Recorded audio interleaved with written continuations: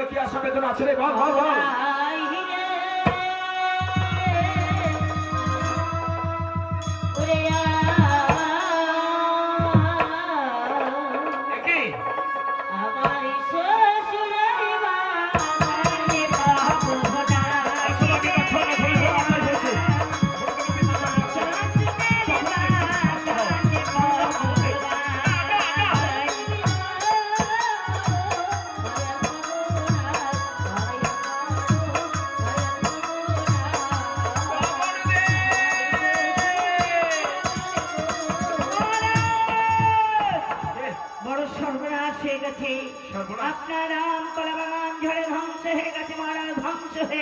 বন্ধ কর মা, তুই বন্ধ কর।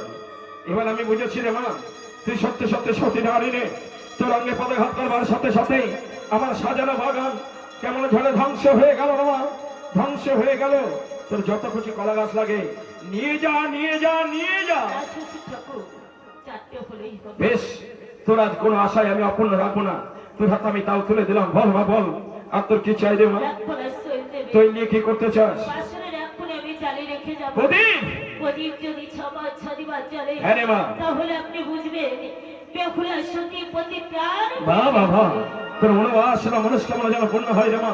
তোর হাতে আমি তাও তুলে দিলাম। বল মা বল, আর তোর কি চাই রে মা?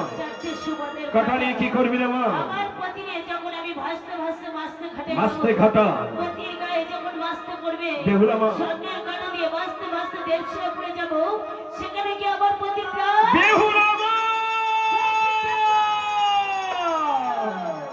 ওরে মারে, এই কথা শ্রবণ করবার আগে কেন আমার মৃত্যু হলো না বলতে পারিস না? ওই নিষ্ঠুর বিধাতা কেন করে আমাকে ভাবে বাঁচিয়ে রেখেছে?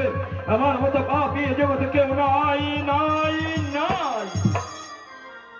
এই আশাও আমি তোর অপূর্ণ রাখবো না রে মা। আমি পিতা হয়ে নিজের পুত্রের দেহ পোকা বাঁচার জন্য তোর হাতে 4টি সুবর্ণের কাঁটাও তুলে দিলাম। বল মা বল, আর তোর কি চাই রে মা?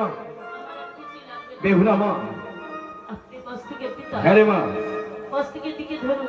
বেহুলা মা, আমি পায়ের দাসী, পায়ের দিকে ধরে সবাই হরি হরি বলে ভাসিয়ে দিন। বেহুলা মা, শুধু আপনি আমায় আশীর্বাদ করুন। আশীর্বাদ? আমার এই মৃত্যুপথী জীবন না দিয়ে আমি যেন আমার গিরে ফিরে আসতে পারি। শ্বশুর ঠাকুর, আমি যেন আমার গিরে তুই আর আমাকে আশীর্বাদ দিতে বলিস না রে মা।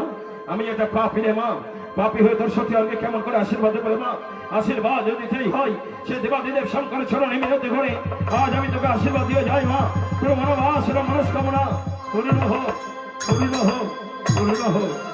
ওঠ খোকা ওঠ, সে দেখ বাবা, আজ তোর পিতার কত বড় সৌভাগ্য। আজ পিতা হয়ে তোকে জন্মের মতো ভাসিয়ে দিয়ে আসে বাবা। আমার মতো ভাগ্যবান এই জগতে কেউ নয় রে বাবা, আমার মতো।